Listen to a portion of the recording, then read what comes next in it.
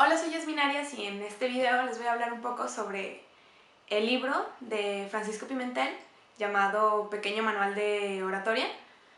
En este libro se tratan varios temas sobre cómo la oratoria se enseña de una manera y en realidad es de otra. Como muchas veces se dicen que son reglas muy estrictas y en realidad a veces un poco más flexible de lo que parece. Principalmente de lo que a mí más me llamó la atención fue justo casi en el inicio, donde dice que la oratoria se ha dicho que debe de ser como lleno de gritos y de, ¿cómo se dice? Como movimientos bruscos. Y pues en lo personal yo estoy muy de acuerdo en lo que dice ahí. No es necesario subir mucho la voz, empezar a gritar para llamar la atención de alguien, sino el mensaje que conlleva el texto. Por ejemplo, muchas veces la manera de llegarle a una persona no es con gritos, porque con gritos lo puedes desesperar, se puede estresar y no sabes cómo llegarle. Entonces, principalmente, una de las cosas que se debe de tomar en cuenta es a qué público te diriges, en mi opinión. Y como dice ahí, no es necesario buscar maneras abruptas para llegar a los sentimientos de una persona, sino un mensaje indicado y las palabras indicadas para decirlo. Porque si estás intentando llegar a los sentimientos de alguien de una manera, de un tema más de amor, si le gritas no vas a poder llegar, porque pues el amor no es a gritos, es con palabras dulces y delicadas. Entonces dentro del mensaje se tiene que buscar una manera de hablar de una manera tranquila y sin hacer movimientos muy bruscos, porque si no se pierde la esencia de la oratoria. También habla un poco de cómo siempre se decía que se tiene que subir y ser rígido y firme.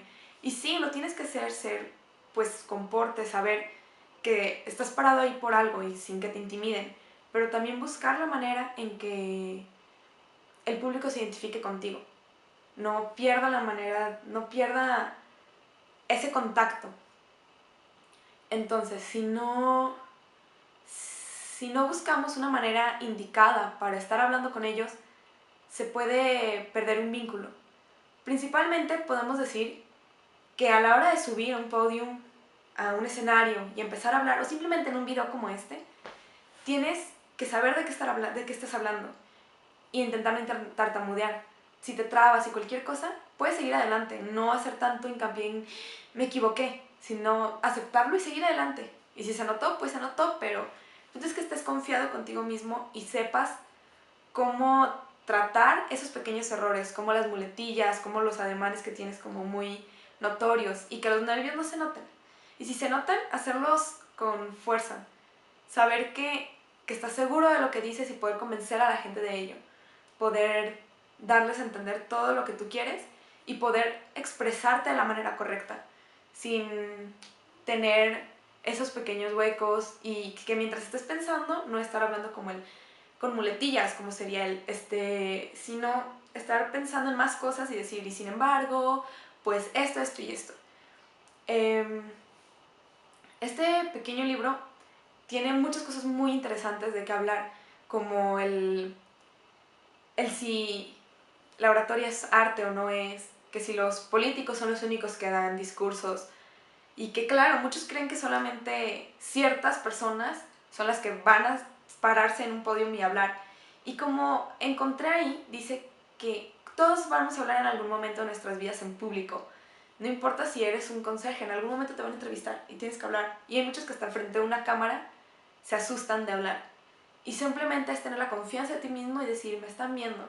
Y necesitas un público para que esto sea oratoria. Porque también recuerdo perfectamente que en el libro también dice que un orador no es aquel que dice, es que frente al espejo soy muy bueno, sino que frente a un público es muy bueno, porque sin un público no puede ser un orador.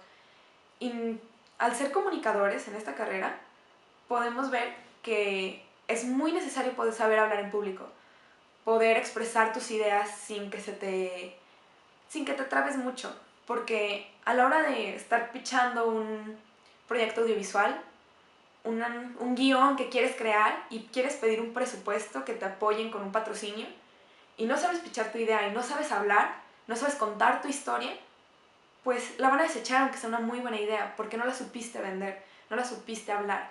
Y eso es parte de un orador, saber vender una idea, saber llegar al punto en el que el público diga, tiene toda la razón. Y yo creo que eso es parte muy importante de este libro, es que te enseña cómo poder hablar en público, cómo puedes llegar a las personas sin esos métodos tan rígidos que te enseñan desde pequeño.